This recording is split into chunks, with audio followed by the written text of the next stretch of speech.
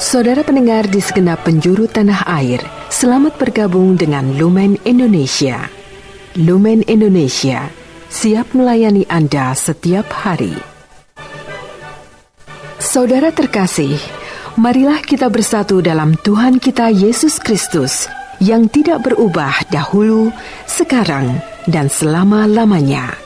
Allah Sang Maha Rahim mengasihi dan menerima sebagaimana adanya kita. Allah Bapa kita di surga senantiasa bersedia menolong, menghibur, dan meneguhkan kita dalam menghadapi segala permasalahan hidup sehari-hari.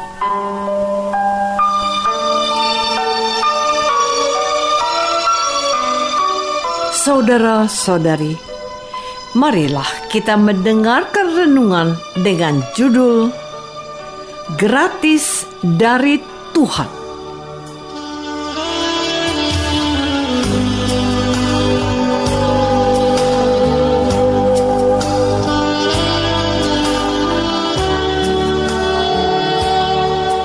Yang berdasarkan pada Injil Matius bab 10 ayat 7 dan 8. Pergilah dan beritakanlah kerajaan surga sudah dekat. Sembuhkanlah orang sakit, bangkitkanlah orang mati, tahirkanlah orang kusta, usirlah setan-setan. Kamu telah memperolehnya dengan cuma-cuma. Karena itu, berikanlah pula dengan cuma-cuma.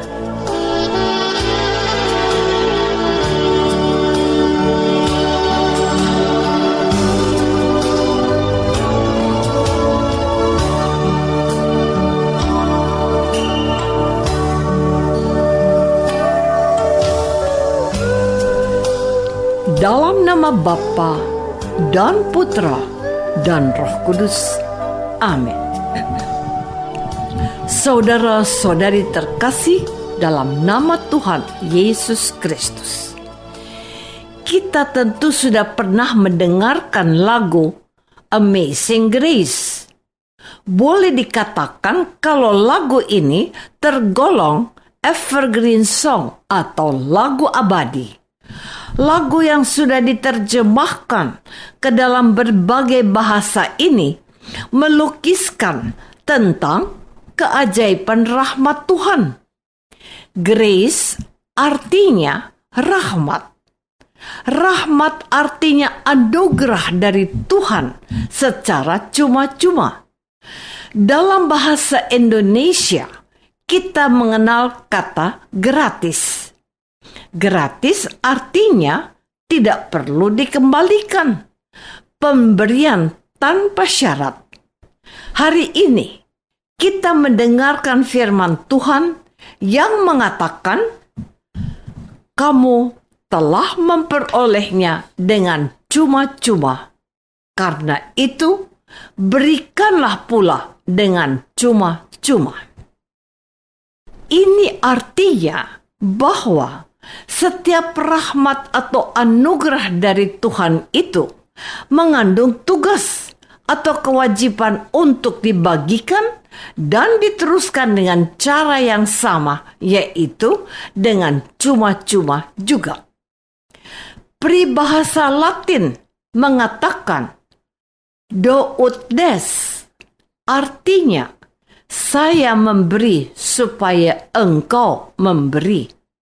Dan faktanya dalam kehidupan kita itulah yang terjadi. Ada udang di balik batu. Ada harapan kepada orang yang kita beri sesuatu. Agar suatu hari nanti orang itu akan memberi kita juga. Bukankah hal itu sangat manusiawi?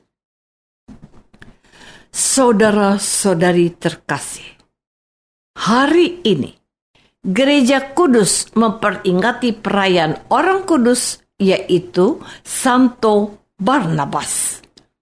Barnabas adalah salah seorang anggota umat perdana di Yerusalem.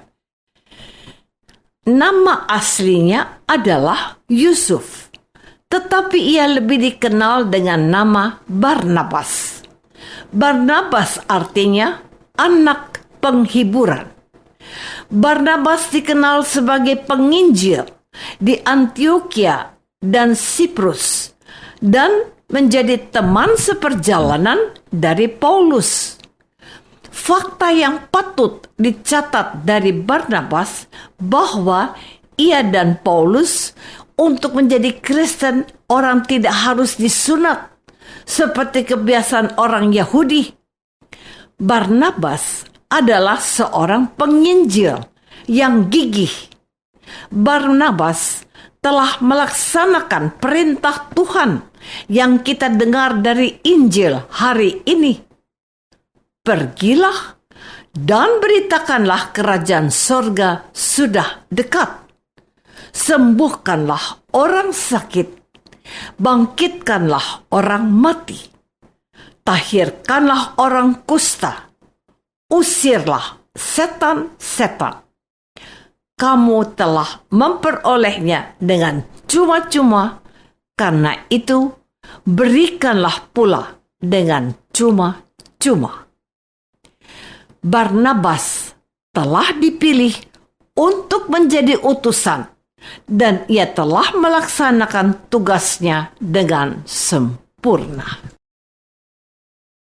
Saudara-saudari terkasih, menarik untuk diperhatikan bahwa dalam karya pelayanan Injil dan memberikan kesaksian tentang Yesus yang bangkit, para rasul dilengkapi dengan kuasa untuk menyembuhkan orang sakit, membangkitkan orang mati, mentahirkan orang kusta, dan mengusir setan-setan. Anugerah dari Tuhan itu harus menjadi sukacita, bukan menjadi alasan untuk bermegah atau menjadi sombong. Apa yang mereka terima sebagai anugerah dari Tuhan harus bisa dialami dan dirasakan oleh sebanyak orang agar semakin banyak orang menjadi melek hatinya dan menerima Yesus sebagai juru selamat mereka. Apa alasan yang lebih baik dan bisa dibenarkan dari pemberian gratis dari Tuhan untuk Barnabas? Hanya satu, supaya orang percaya kepada Yesus dan menerima Dia sebagai Tuhan yang hidup dan juru selamat mereka.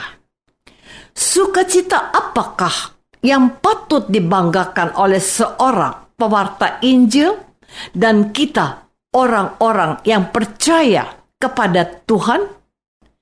Kita harus memandang kepada seorang bentara Tuhan Yesus yang bernama Yohanes Pembaptis. Yohanes berkata, "Ia harus makin besar, tetapi aku harus makin kecil." Yohanes bab 3 ayat 30. Kebahagiaan seorang pewarta, pengkhotbah, atau katekis atau pendidik agama Katolik adalah kalau pendengarnya itu dapat berjumpa dengan Yesus. Tidak hanya itu, ia harus mulai menurunkan egonya dengan merasa berjasa, melainkan meninggikan nama Yesus supaya Yesus disambut oleh para pendengarnya dan mereka mengagumi Yesus saja, bukan mengagumi dirinya. Saudara-saudari terkasih, saya pernah berkata kepada seorang teman bahwa tidaklah penting untuk mengetahui siapa nama orang yang menulis dan menyiapkan renungan yang sedang Anda dengarkan saat ini. Jauh lebih penting kalau Tuhan Yesus menyapamu dan mengubah hidupmu, sehingga hidupmu semakin diserupakan dengan Yesus. Yesuslah Yang harus dikagumi bukan pastor, bukan pendeta, bukan pengkhotbah, dan juga bukan saya. Kerjakan tugas pelayanan yang dipercayakan kepada kita sebagai anugerah gratis. Bukankah itu juga yang dikatakan oleh Rasul Paulus? Celakalah aku jika aku tidak mewartakan Injil. 1 Korintus bab 9 ayat 16. Inilah komitmennya, bahwa pewartaan ini adalah sebuah kepercayaan dari Tuhan. Karena Allah telah menganggap kami layak untuk mempercayakan Injil kepada kami. Karena itulah kami berbicara, bukan untuk menyukakan manusia, melainkan untuk menyukakan Allah yang menguji hati kita. 1 Tesalonika bab 2 ayat 4. Inilah saatnya mulai menyadari bahwa apapun yang kita terima dari Allah adalah anugerah cuma-cuma. Tidak ada alasan untuk memegahkan diri. Tugas kita adalah memberikan kesaksian agar Yesus semakin dikenal, sedangkan kita hanyalah hamba yang setia melaksanakan tugas tuannya.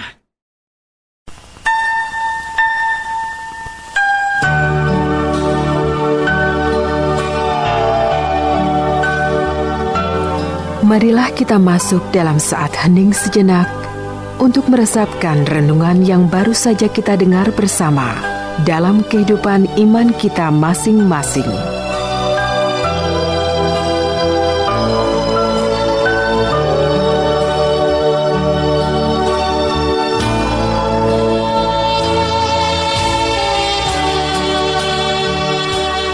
Apakah aku sudah berusaha menjadi saksi Kristus dalam hidupku setiap hari?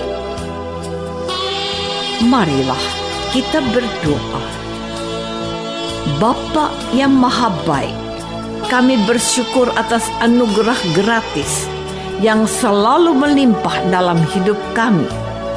Berilah kami kemampuan untuk mewartakan kasih dan kebaikan-Mu kepada semua orang, agar Yesus semakin dikenal sebagai Putra-Mu dan Tuhan. Amin. Semoga kita semua selalu dinaungi dan dibimbing oleh berkat Allah yang Maha Kuasa. Dalam nama Bapa dan Putra dan Roh Kudus. Amin.